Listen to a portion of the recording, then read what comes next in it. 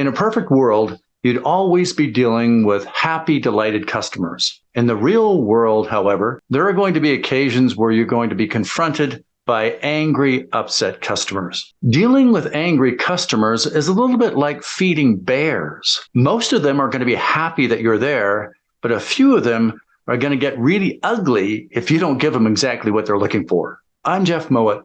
For over 30 years, managers have brought me in to provide customer service training for their teams. Often we talk about dealing with frustrated customers, whether it's online, by email, on the phone, or in person. In this video, I'll answer 6 frequently asked questions about how to deal with angry customers. And I'll talk about dealing with people who become so frustrated that they turn into like internet trolls that are out to get your brand. Rest assured, I'll also provide customer service training tips and techniques to calm customers and create better days for everyone. Be sure to watch this right to the end, because the last tip is going to give you the best chance for you and your organization to prevent customers from becoming angry in the first place.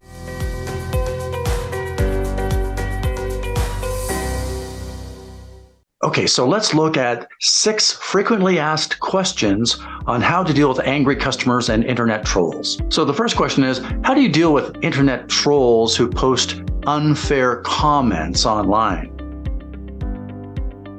So the best response to trolls? Well, first gather the facts to determine if this is an actual customer with a legitimate concern, or is this just some internet troll trying to provoke a response? In the case of somebody posting a comment like, this place is horrible, and there's no extra details around that, well, I would suggest you don't reply at all. The sooner that that kind of comment generalization is buried with actual positive comments from real customers, the better. We really don't want to draw any more attention to comments that are general in nature with no specifics. When you do receive an unflattering comment from an actual customer, first try to contact them by phone to resolve this offline. If phoning them isn't possible, if they're not available, you don't have their number, then when you are replying online, stick to facts, not opinions. So for example, rather than saying we replied right away or we responded right away,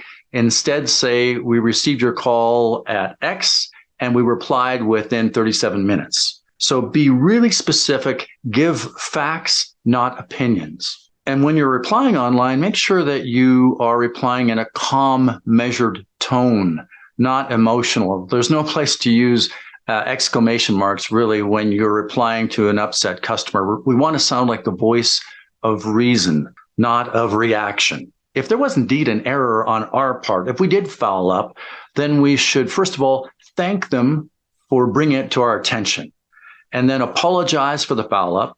And next, describe what steps you'll take to make sure that it won't happen again in future. And that's what people are really looking for. How are we responding, reacting, and how are we going to prevent this from happening again in future? A second frequently asked questions I get on how to deal with internet trolls and angry customer is, why are some customers more difficult on the phone or online than they are in person?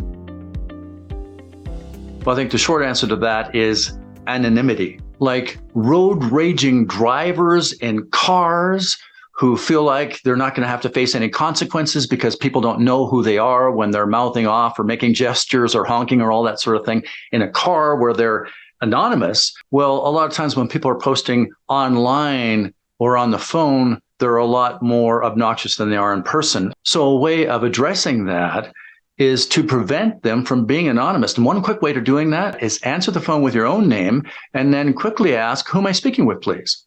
So in other words, if you anticipate getting a lot of difficult customers, then start off by introducing yourself. Hi, it's Jeff Mowatt, JC Mowatt Seminars. Who am I speaking with, please? And so immediately when they answer with their own name, they're less anonymous, so they're more likely to be respectful. As to whether customers are consistently more difficult online or on the phone or in person, there's no right answer. It changes depending on your circumstances. So I'd be curious to hear from you.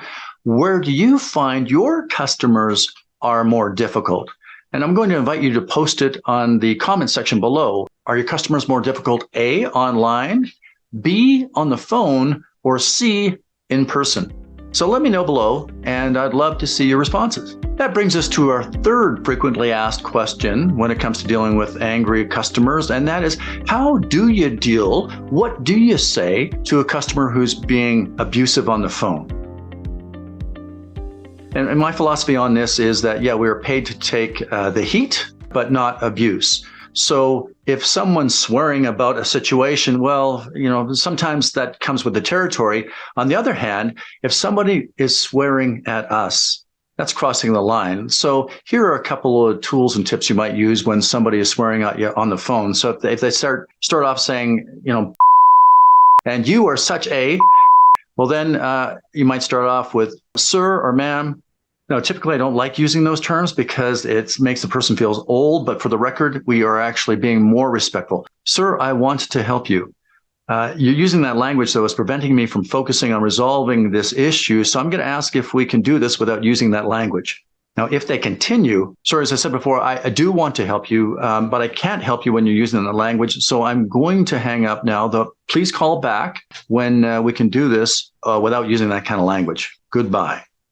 And then we hang up. Then if we're smart, we go to our supervisor and let him or her know what happened so they're forewarned when the customer calls back. Just before I get to my next tip, I hope you're finding this to be helpful. And if you do like this, then be sure to like, subscribe, and comment below so that as I release new videos, you'll get them. That brings us to our fourth frequently asked questions on dealing with angry customers, internet trolls. And that's, okay, Jeff, what's the fastest way to get an angry customer to calm down?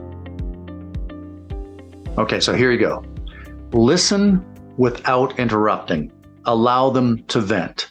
When they stop, our first words should be, that sounds frustrating. Consider how this misstep may be affecting the customer, then apologize and make amends and talk about what you're going to do to make this right. Hey, I hope you're finding this video to be helpful. Speaking of which, if you like this video, well, I think you're going to love my tips. You'll find them for free at jeffsbusinesstips.com. That brings us to the fifth frequently asked question around dealing with angry customers.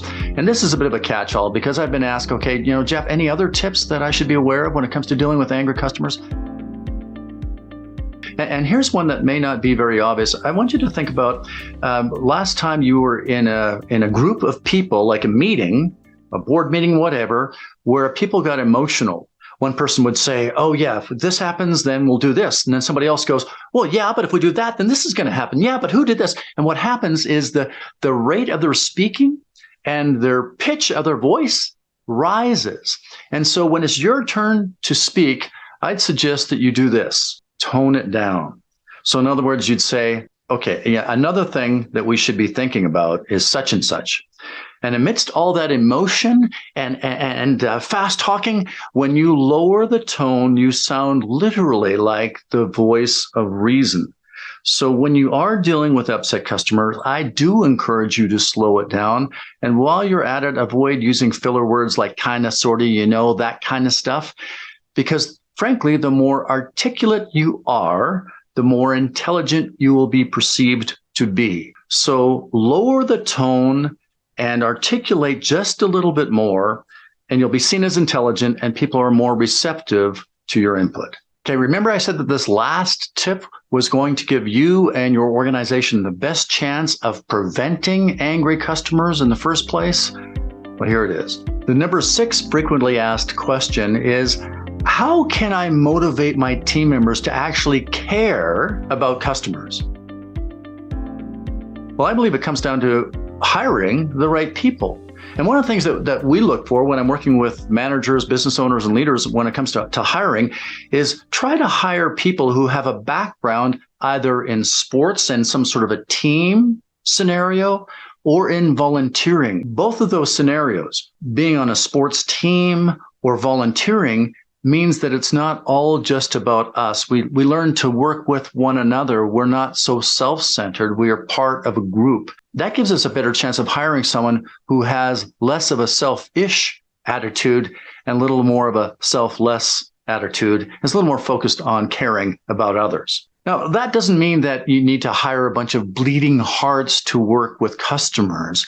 Actually, what it does mean is once you have somebody with a reasonably good attitude, then all we need to do is provide customer service tips and training in the words they choose with customers to enhance their perception by customers. So rather than saying to a customer, I'll deal with it, instead we change our words around, say, I'll take care of it for you. Now, it sounds like we have an attitude that cares, even if we're having a bad day. And all it amounted to was that we changed our language. In other words, by simply changing a few words, we create better feelings for everyone. Bottom line of all of this, by providing proper customer service training, you end up with less staff turnover because they're not dealing with unhappy customers. You've got happier customers and fewer trolls that are out to harm your brand. Remember when I talked about feeding bears? Well, the best of all of this is when we learn to disarm angry customers, you can turn those formerly angry Bruins into teddy bears. I hope you found this to be helpful. I'm Jeff Mowatt. Again, if you like this video, I think you're going to love my tips. You'll find them for free at jeffsbusinesstips.com. See you next time.